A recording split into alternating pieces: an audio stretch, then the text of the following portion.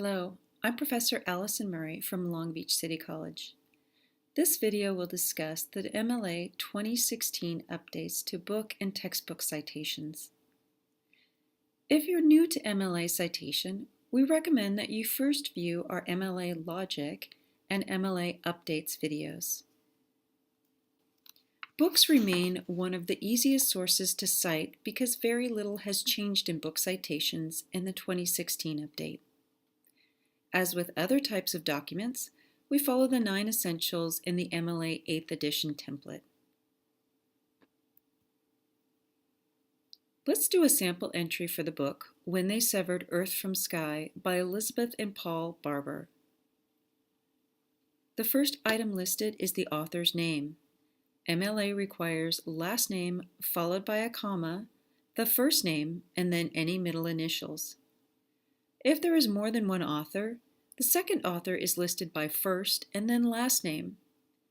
Your entry should follow the ordering of the author's names as listed on the book. If there are more than 2 authors, list the first author, followed by a comma, and et al., which is a Latin abbreviation meaning and others. The next item is the title of the book, which should always be in italics and never underlined. The title page of the text will tip you off as to which words should be capitalized and which shouldn't. If the book has a subtitle, you may include that with a colon.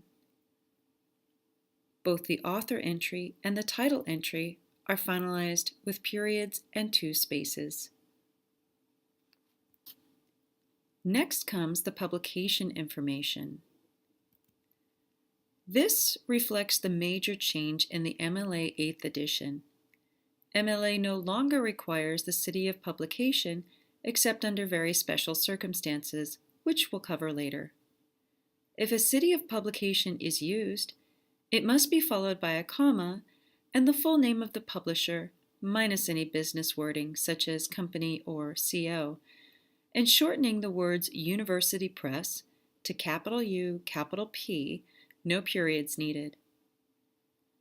After the publisher, place a comma and then the year of the latest publication, that is, the year that the book you're using was published. The entire entry is finalized with a period. Most book entries will fit onto one line, but if it wraps around, the second line must be tabbed in. If a book has no author, start the entry with the title of the book and alphabetize it based on the first major word of the title. Textbooks are cited similarly. If the textbook is an anthology, such as a literature text, and the editor is listed on the cover, then that editor should be listed in place of the author. If you're using an edition, other than the first, that number of the edition is listed after the title and before the publisher. As mentioned before, the MLA now only requires a city of publication under certain circumstances. These instances include a book published before 1900, small publishers which are only known in the US and Canada, or global publishers with offices in different countries. Prior to 1900, publication houses were largely associated with their city, and this is why such early books require a city identification.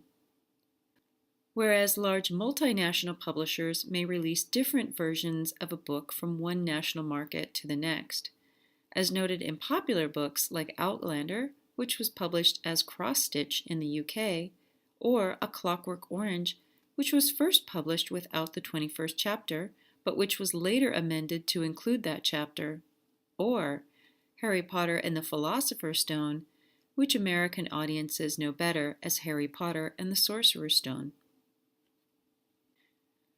We'll conclude with a sample works cited page to demonstrate what your final product will look like. Thanks for watching, and I'll see you in the next video.